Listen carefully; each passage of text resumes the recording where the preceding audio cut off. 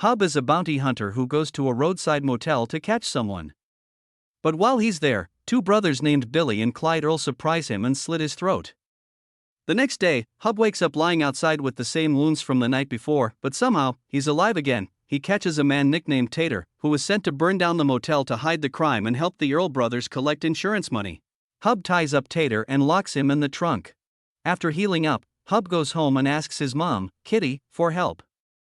She used to be a bounty hunter too and is now a devout churchgoer. She tells him that Clyde was recently let out of jail thanks to Lucky Callahan, a bar owner and former mobster. Lucky also happens to be dating Hub's ex-wife. Now Hub knows the attack on him was planned and paid for. He goes to confront Lucky, but their conversation is interrupted by Hub's ex-wife Marianne and their son, Cade. Instead of fighting right then, Hub follows the Earl brothers to a cabin, hoping to find proof of what they did. Meanwhile, Pastor Ron from the local church is attacked and killed by a demon named Valakar. The demon then possesses his body and goes on a hunt. It tracks down Hub at the cabin, where he's cornered by the Earl brothers. The demon kills the Earl brothers, and Hub manages to escape. Back home, Hub finds his mom talking to Midge, a worker from a company called Pot O' Gold. Midge explains that the company is actually a front for Satan and that Hub is now working as a bounty hunter for the devil. His job is to find and stop demons that have escaped from hell.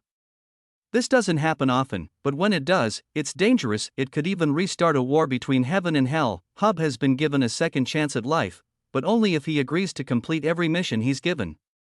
If he says no or fails, he'll die again and return to punishment in hell. Most escaped demons kill someone and then possess the dead body to avoid being easily discovered. Midge says that shooting them in the head is the only way to destroy both the demon and the host. Hub doesn't really want the job but agrees to it for now. He tells Kitty he's hoping to find a way out of the deal before time runs out. She encourages him to also try and make things right with his family and maybe figure out what he did to end up in hell in the first place. Lucky goes to the cabin and is shocked by what happened to the Earl brothers. He releases Tater, who is still locked in the trunk. Tater insists that Hub is the one who brutally killed the Earl brothers. Later, Hub and Kitty track the demon-possessed pastor by following power surges. His presence causes nearby electrical spikes. They eventually find him. Hub and Kitty work together and crush the pastor's head using heavy machinery. But right after, the body bursts into flames, setting the entire building on fire. They barely escape, unaware that Tater is nearby, secretly taking photos of everything they're doing. Deirdre Donovan, a local social media star, drowns and becomes possessed by a water demon named Marphos. Hub offers to give Cade a ride to school and let him practice driving, which Cade thinks is cool at first. But later, Hub admits he only did it so he could talk to Cade about Lucky's past, hoping to protect him. Cade already knows the truth and feels hurt that Hub tricked him. Before they can talk more, Hub gets a call about a new case.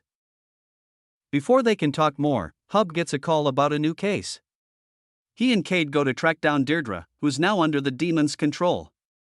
Hub doesn't tell Cade about the demon part. He even convinces Cade to skip school to go with him. They find Deirdre at a closed-down community pool, but it's too late. She already killed someone in a strange ritual.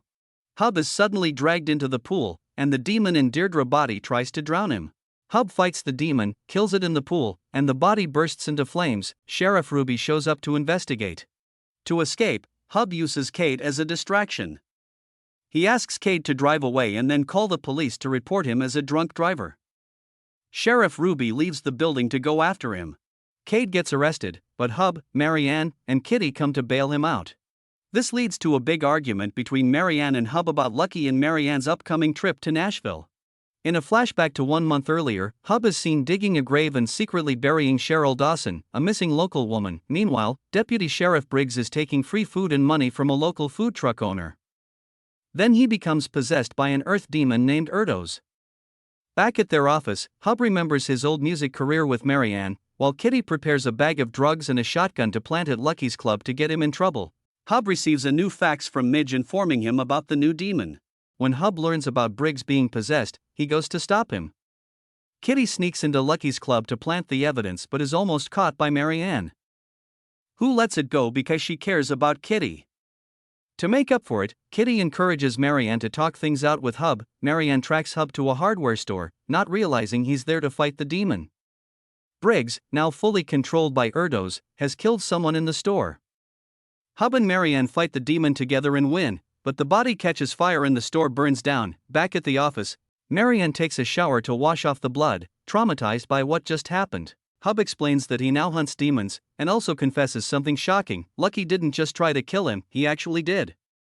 Hub reveals to her that he went to hell but was brought back and now has to work for a demon. Marianne tells him that, despite Lucky's criminal past, he was kind to both her and Cade and provided the financial stability she needed to continue pursuing her music career. Later, Lucky gets arrested because of the fake evidence Kitty planted, and Marianne tells Lucky she wants to end their relationship after finding out he wanted to kill her ex-husband, and Hub sends Marianne and Cade to Nashville to keep them safe. Meanwhile, Sheriff Ruby starts asking Hub questions about Briggs, and it becomes clear that she's getting suspicious. A newly engaged couple gets into a fight with a fisherman at a local lake. During the struggle, two of the men are killed and taken over by sliferous demons. Meanwhile, Lucky is let out of prison and returns to his club. He says he's innocent and blames Hub for everything that happened. Back at the office, Hub finds Kitty asleep at her desk after studying demon stuff. He suddenly gets an idea. He starts mapping out where all the demon attacks and strange sacrifices have happened. The locations form the shape of a satanic pentagram. In a flashback, we see Midge is passionate with baking and has a pastry business. Everything went well until her little son Benji diagnosed with cancer. She sells her business, all her belongings, and use all her savings but still struggle to pay for Benji's medical bill. One night while searching online to sell her kidney, she finds a strange ad for pot o' gold that seems to know exactly what she needs. The next day, two mysterious people named Cosmo and Sunshine show up with a magical contract offering to heal Benji if she sells her soul. Midge agrees. Her job now is to convince other people to do the same. Like a twisted pyramid scheme. Since she's still alive, she can't see demons the way Hub does, but she can see their reflections in mirrors, and thanks to the contract, Benji grows up healthy and Midge's baking business thrives. In the present, Hub finds Midge and shows her his research, but she doesn't want her personal life involved and sends him away at gunpoint. Hub then tracks the sliferous demons and their hostage to a bridge, but before he can fight them or save the hostage, his car gets slammed by another vehicle. Kitty, worried about Hub, tracks his car and finds the crash site but no sign of Hub. When she gets to the bridge, she sees that the hostage has already been killed in a ritual. The police are already there investigating. Meanwhile, Hub wakes up locked inside a holding cell back at his office. Lucky had crashed into him and dragged him there. Lucky wants Hub to confess all the bad things he's done, on camera, so Marianne will finally know the truth. When Hub refuses, Lucky starts breaking Hub's fingers with a hammer. In a flashback, we learn that one night Lucky tried to talk to Hub about his love for Marianne and his intention to take care of her and Cade. But Hub didn't trust him and threatened to kill him. When Hub attacks Lucky, the club bouncers kicked him out of the club and beat him up. Later, Hub got drunk and tried to kill Lucky after everyone had gone home, but he accidentally shot Cheryl Dawson, the bar girl, instead because she was wearing Lucky's hat and was cleaning the place. Hub panicked and buried Cheryl's body in his backyard. Lucky never had proof, but he always suspected Hub and eventually had someone try to kill him. In Nashville, Sheriff Ruby calls Marianne and Cade. Even though she acts friendly, Ruby and her colleagues already have a lot of information about what Hub has been doing. She also has CCTV footage of Marianne leaving the hardware store with Hub, and when Marianne tells her she didn't know what Hub was doing at the time, it confirms to Ruby that Marianne is helping him. Back at the office, the sliferous demons show up and attack Lucky.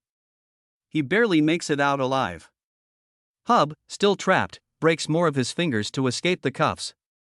He grabs weapons from his hidden armory, including a chainsaw, and defeats the demons. Kitty shows up and takes care of Hub's injuries. Soon after, Marianne and Cade return from Nashville, worried about Ruby. Hub finally tells them everything: the demons, the past, even his mistakes. Instead of running, the family decides to stick together and fight whatever comes next. At a playground, a young boy vanishes while playing on the merry-go-round. Back at the office, Hub tries to confess to Kitty about how Cheryl Dawson really died, but she stops him before he can finish. She just wants the family to stay together. Scared about what's going on, the whole family gathers to pray for help. That's when Midge shows up. She looked at Hub's research after all and confirms that he's right. The strange, ritual murders are being done on purpose to bring back a powerful demon, one of the Chain 7. A group of fallen angels trapped in hell.